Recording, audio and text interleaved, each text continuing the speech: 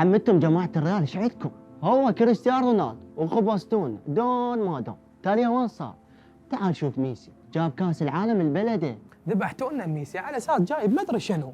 ترى الكؤوس اللي جابتها ريال بقشع على راس ميسي. اقول لكم بمناسبة هذا النقاش المهم، ذاك اليوم جماعة يسولفون على الدم بثوب المصلي، يقولون مو كل دم على الثوب مبطل للصلاة، دم الحشرات طاهر غير ذوات النفس السائلة، ومنها الإنسان نجس، والدم النجيس حتى لو بقد الدرهم معفو عنه، ما ادري شنو، عود هاي شنو هاي؟ والله انت قديم، شوف الناس وين صارت وانت بعدك على الدم والنجاسة والطهارة، ذب الثوب بالغسالة وانهي الموضوع. وذات نكسة الغسالة، هسه صار عندنا شغلتين نكسات بمكان الوحدة، شو نسوي بهيج حالة؟ انا شو معرفني؟ اسأل الوليد يمكن يعرفون، مبين عليهم هواي مثقفين ومطلعين وحافظين كل تاريخ ريال مدريد وبرشلونة، الواصل اللي هناك معقول هذني ما يندلي هنا؟ انت مو ما تعرف بالشغله تذبها علينا، وانت وين طببتنا بهاي السالفه يا اخي؟ شو معرفنا؟ شوف رجل دين واساله بهاي المواضيع. ليش هو بس رجل الدين يحتاج هاي المعلومة؟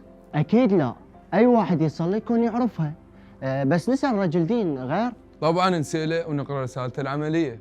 انت مو تصلي، ايش عجب ما سائل ولا قاريها؟ ترى الطوبة حلوة وهواي ممتعة وكلنا احنا نتابعها، بس متعة إلها وقت، مو واجب نعرف عنها كل شيء. بينما اكو شغلات بالحياة وبالدين واجب نعرفها، احكام الدين، الطهارة والصلاة والتجارة، حتى اقدر اعبر بسلام للآخرة. احكام الطب مهمة للصحة، لذلك رجل الدين مو بس هو اللي يحتاج المعلومة الدينية، ولو هو اللي يستخرجها من مصادرها. اقول لكم خلينا نغير الموضوع علي ضاج، اقول لك صدق ميسي يا مواليد 24/6/84. ورونالدو مواليد 5/2/85، ذاك 4/4 وهذا 5/5. اقول لكم صدق الامام الثاني عشر من ائمه اهل البيت بيا سنه انولد. سكوتكم ابلغ جواب، بعد ايش نحكي؟